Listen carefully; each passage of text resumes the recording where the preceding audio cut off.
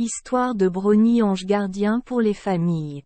Le brownie, un type d'esprit bon ou béni, est également connu sous le nom de brunette ou gros agatch. C'est l'une des espèces de gobelins qui vit le plus près des humains.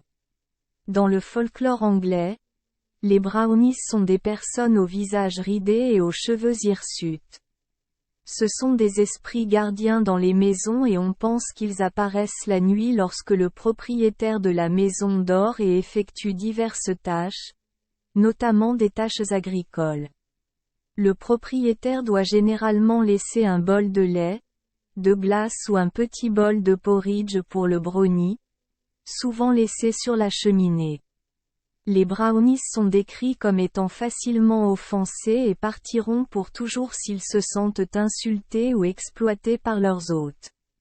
Les brownies sont généralement espiègles et on dit souvent qu'ils punissent ou font des farces aux serviteurs paresseux. Le brownie punira les femmes de ménage paresseuses ou négligentes en perturbant leur sommeil, en cassant ou en bouleversant les objets autour d'elles, ou en causant d'autres méfaits. Parfois, on dit qu'ils font du bruit la nuit ou laissent des dégâts simplement pour se divertir. Dans certaines premières histoires, les brownies sont décrits comme protégeant les trésors. La présence du brownie assurerait la prospérité de la famille. Vous vous souvenez probablement du conte de Grimm, à propos d'un vieux cordonnier et de sa femme.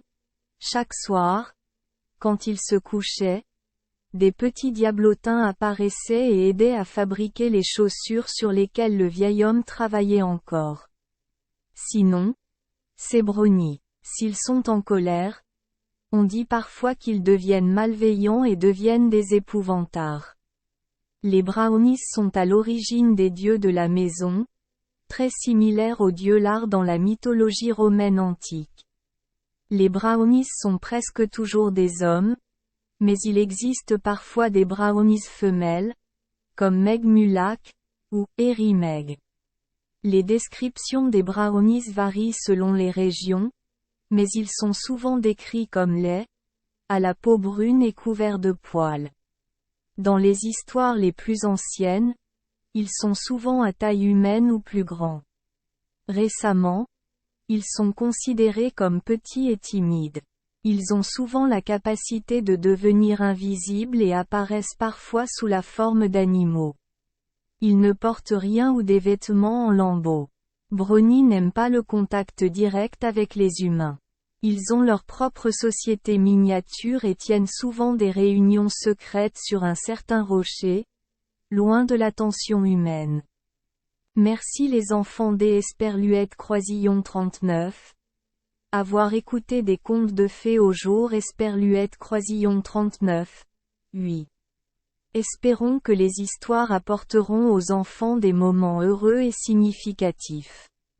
Si vous aimez notre chaîne, veuillez appuyer sur le bouton S Esperluette Croisillon 39. Abonner, pour ne manquer aucune histoire intéressante. Je vous souhaite une bonne nuit de sommeil et de beaux rêves. Rendez-vous dans la prochaine histoire.